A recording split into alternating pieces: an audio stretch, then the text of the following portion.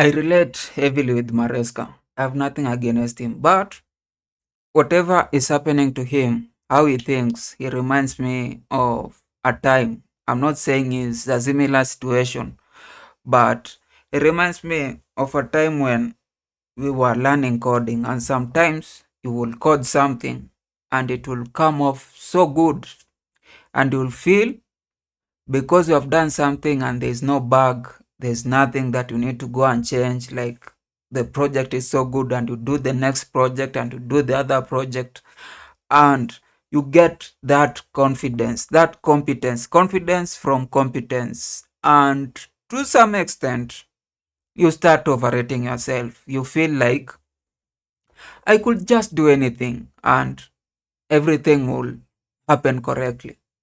And that's what in corporate world they usually called inexperience. That's why when you go to look for work, they usually say, you should be having 3 years, 5 years of experience, because they know you are probably you are probably not in a situation that required certain things. Probably, if you have worked somewhere for 1 year, if you have worked on a job for 1 year, there are probably certain situations you have not experienced. You have not been there. Success, failures, and they know when it happens to you, you might act rash, uh, panic, be anxious, like do something that will hurt the company. And it's the same. That's why when we say Maresca is inexperienced, some people usually come words blazing, pointing at us, saying, "Oh, I feel Maresca wants us to succeed. I feel Maresca needs us to succeed. Like he's working his ass off every day, and is tactically good. It's better than a lot of coaches in Premier League and in the world. But the thing is, he has been coaching like top level football for 3 years, and the other one was championship. And championship, as much as his top level, is not at the place that Premier League is in. And the fact that in championship he went there first year, he won a trophy. It's the same thing that Anslot is going through, like winning a trophy and then going to Premier League, and then you are getting a team that's buying everybody, that's trying to. Sometimes you just haven't been in certain situations. Like you might be good tactically, you might be knowing how to change things, how to make players play in a certain way. But there are situations that you need to act in a certain way because you have seen things happen throughout, and you don't know how to act. And I think this is one of those situations. The Club World Cup, and especially us winning game after game after game, like probably made Maresca and a lot of people think that the players themselves, they're better than what they are. And for Maresca, that is better than where he is in his career. Like probably thinks whatever is doing will be turning into gold. Now, the way I'm talking like this, there are two problems that I see in Maresca. First is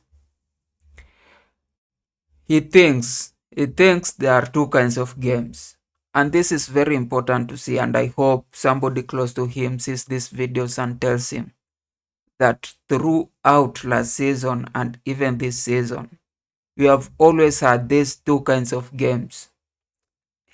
He either feels you are a good team, that this good competition for him, or he feel he can beat you, like you are not a good team. Like if you are not a good team, he can do anything to you. If you are a good team, that's when he has to pulse up. And I think this is the same message that he passes to his players with his team selections, with the way he talks to them, because that's what we have seen. That's what we have seen. I remember last season, I think it was in FA or League Cup, when we were going to play Newcastle, and to some extent it just changed. He did the whole selection, and we were like, what's happening? Like, what's Maresca thinking? And we were defeated that game. And it happened game after game after game, where When he thinks you are a strong opposition, he comes with this strongest lineup, his first 11. He doesn't try to experiment. He's always like, if he thinks this is an important game, this is a strong opposition, this is how, like, this is a game that he needs to win, he'll come with the strongest lineup, and the strongest lineup will always put their game. They might win, they might not win, but you'll feel that they were there, they put the strongest they can, and they tried. And most of the time, we always won such games. But then sometimes it just comes out, and it's like, no, this probably is not the most important game. And it starts from squad selection to the way people play to the way he makes the substitutions. It just feels like some out of nowhere we will get a goal. We will, and those are the games that we always lost last season. There are certain games that we always lost, which to some extent I felt it was suspect even on his side. Probably some people are betting or something because we were just pulling up and it was everybody was just weak. Nobody was chasing the ball. And sometimes I was wondering, but then right now after watching the game, the yesterday's game, I start like I have made an assumption that it's not just from the selection. I think it's the way he talks to the people. Sometimes he makes people believe that this is an easy game. And when you make people believe this is an easy game, that's how they play. When you make people believe, and it's the same way how he told the players that they were not ready to win or to compete in Premier League last season. And then from there, we were all going down. I think if that's how he talks to the people, and from the start of the week, he tells them that, you know what, Brentford is not an important game. The most important game is on Tuesday. Is it Tuesday or Wednesday? Bayern. And he does everything to make sure those people understand that Brentford is not an important game. So when they turn up at Brentford, this is what happens. This is what happens. And people just saying, I've seen people a lot. I've seen fans on Twitter or everywhere just trying to defend him, trying to say that, you know what, we needed to do a squad rotation. But I'm just contrasting. I'm even contrasting with the team that we are going to play with, Bayern Munich. They never did any rotation. They had their first 11 playing. Arsenal are also playing. They had their first 11 playing. Newcastle are also playing. They had their first 11 playing. Even Nottingham Forest will be playing in Europa. They had the first 11 playing. Every other team, and you can see from their managers, you can see that their managers have had a stint in top level football for so long, 10 years, 15 years. They know that, especially if you have 25-year-olds, like their cells are not like old, like they need 2 weeks, 3 weeks. They're not Ronaldo's age that they need 2 weeks to recover. No, a 25-year-old can play today. By tomorrow they'll have recovered. That's how we used to play in competitions from early on, 18 years, 19 years. Like you didn't need, well, and some people usually say that this is top level football. You don't know how top level football is quick. But then uh, even in all these other leagues, it just goes with the recovery process. If you are recovering from a shower, it's different from if you are recovering from an ice bath, from a swimming pool. It just makes the top level football has the conditions to make you recover in so little, like in a very, very short time. So you can't just be here telling that we need to accept that a player needs a week to recover. When Liverpool are playing there's a time Salah was playing on Sunday, playing on Thursday, playing on Sunday again, playing on Tuesday.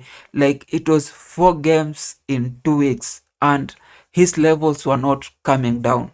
Now, if you're going to give excuses for these players, if you are going to give excuses for these players, and especially give them excuses for this week, and then on Tuesday they get defeated, now would they have recovered? Would we now blame because Bayern Munich had 3 days to recover when our players they were supposed to get like 2 weeks or 3 weeks to recover? What now? What will be the excuse right now and then?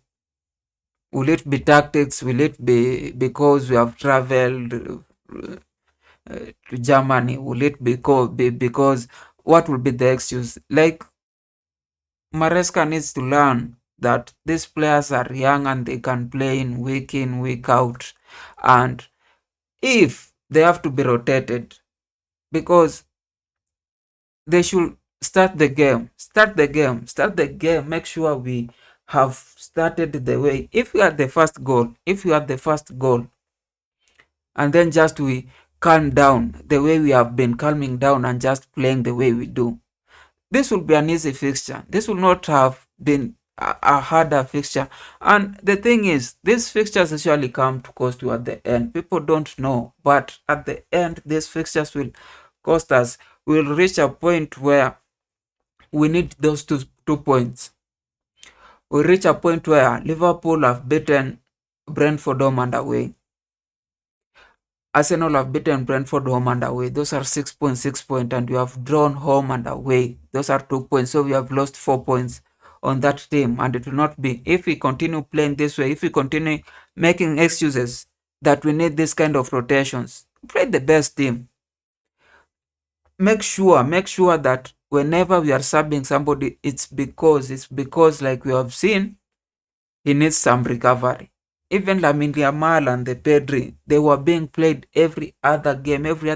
Every 3 days there was a game, and they were being played and winning until when they felt like, you know what, we need to make these people have a little bit of rest. That's when you rest people. When you have already won a game, when you have already done the things that you need to do. If we keep resting people, will be a resting club. A resting club does not deserve a trophy. A resting club does not deserve a Premier League, and that's what we are turning into. Anyway, whatever. If you don't want the trophies, up to you and Maresca and all those